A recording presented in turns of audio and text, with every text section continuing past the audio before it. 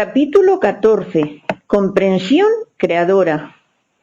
El ser y el saber deben equilibrarse mutuamente a fin de establecer en nuestra psiquis la llamarada de la comprensión. Cuando el saber es mayor que el ser, origina confusión intelectual de toda especie. Si el ser es mayor que el saber, puede dar casos tan graves como el del santo estúpido. En el terreno de la vida práctica, conviene autoobservarnos con el propósito de autodescubrirnos. Es precisamente la vida práctica el gimnasio psicológico mediante el cual podemos descubrir nuestros defectos. En estado de alerta percepción, alerta novedad, podremos verificar directamente que los defectos escondidos afloran espontáneamente. Es claro que defecto descubierto debe ser trabajado conscientemente con el propósito de separarlo de nuestra psiquis. Ante todo, no debemos identificarnos con ningún yo defecto, si es que en realidad deseamos eliminarlo. Si parado sobre una tabla deseamos levantar ésta para colocarla arrimada a una pared, no sería posible esto si continuáramos parados sobre ella. Obviamente debemos empezar por separar a la tabla de sí mismos, retirándonos de la misma, y luego con nuestras manos levantar la tabla y colocarla recargada al muro. Similarmente, no debemos identificarnos con ningún agregado psíquico, si es que en verdad deseamos separarlo de nuestra psiquis. Cuando uno se identifica con tal o cual yo, de hecho lo fortifica en vez de desintegrarlo.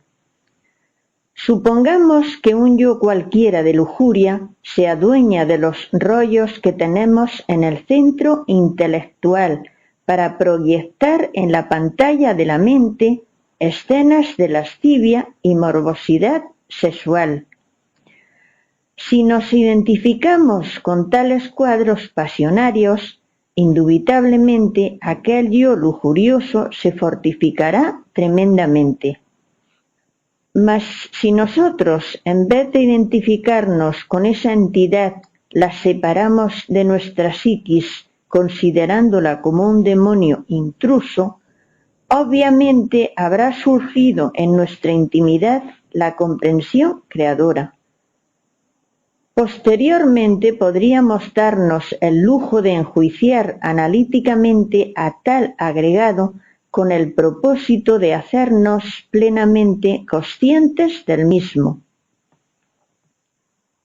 Lo grave de las gentes consiste precisamente en la identificación, y esto es lamentable.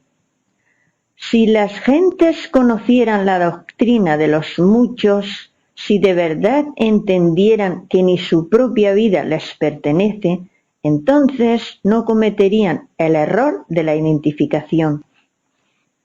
Escenas de ira, cuadros de celos, etc., en el terreno de la vida práctica resultan útiles cuando nos hallamos en constante autoobservación psicológica.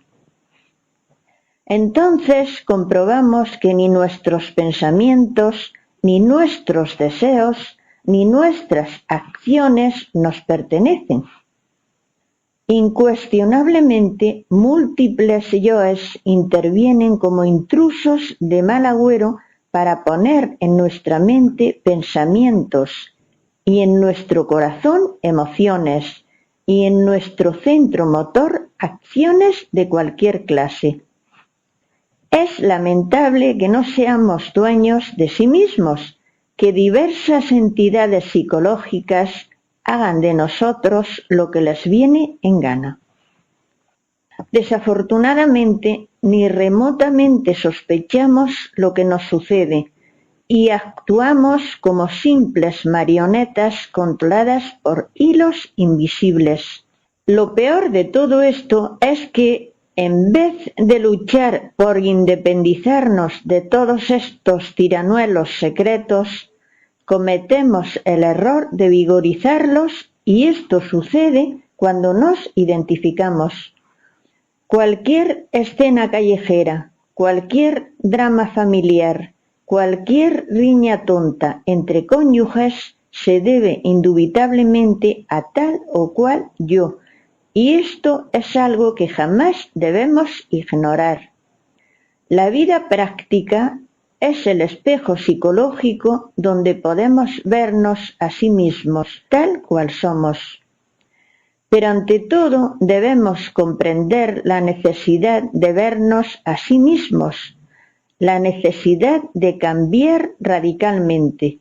Solo así tendremos ganas de observarnos realmente. Quien se contenta con el estado en que vive, el necio, el retardatario, el negligente, no sentirá nunca el deseo de verse a sí mismo. Se querrá demasiado y en modo alguno estará dispuesto a revisar su conducta y su modo de ser. En forma clara diremos que en algunas comedias, dramas y tragedias de la vida práctica intervienen varios yoes que es necesario comprender. En cualquier escena de celos pasionarios entran en juego yoes de lujuria, ira, amor propio, celos, etcétera, etcétera, etcétera, que posteriormente deberán ser enjuiciados analíticamente, cada uno por separado, a fin de comprenderlos íntegramente con el evidente propósito de desintegrarlos totalmente. La comprensión resulta muy elástica, por ello necesitamos ahondar cada vez más profundamente. Lo que hoy comprendimos de un modo, mañana lo comprenderemos mejor. Miradas las cosas desde este ángulo, podemos verificar por sí mismos cuán útiles son las diversas circunstancias de la vida, cuando en verdad las utilizamos como espejo para el autodescubrimiento. En modo alguno trataríamos jamás de afirmar que los dramas, comedias y tragedias de la vida práctica resultan siempre hermosos y perfectos. Tal afirmación sería descabellada. Sin embargo, por absurdas que sean las diversas situaciones de la existencia, resultan maravillosas como gimnasio psicológico. El trabajo relacionado con la disolución de los diversos elementos que constituyen el mí mismo resulta espantosamente difícil. Entre las cadencias del verso también se esconde el delito. Entre el perfume delicioso de los templos se esconde el delito. El delito a veces se vuelve tan refinado que se confunde con la santidad y tan cruel que se llega a parecer a la dulzura. El delito se viste con la toga del juez, con la túnica del maestro, con el ropaje del mendigo, con el traje del Señor y hasta con la túnica del Cristo. Comprensión es fundamental, mas en el trabajo de disolución de los agregados psíquicos no es todo, como veremos en el capítulo siguiente. Resulta urgente, inaplazable, hacernos conscientes de cada yo para separarlo de nuestra psiquis. Mas eso no es todo, falta algo más. Véase el capítulo 16. Fin del capítulo 14.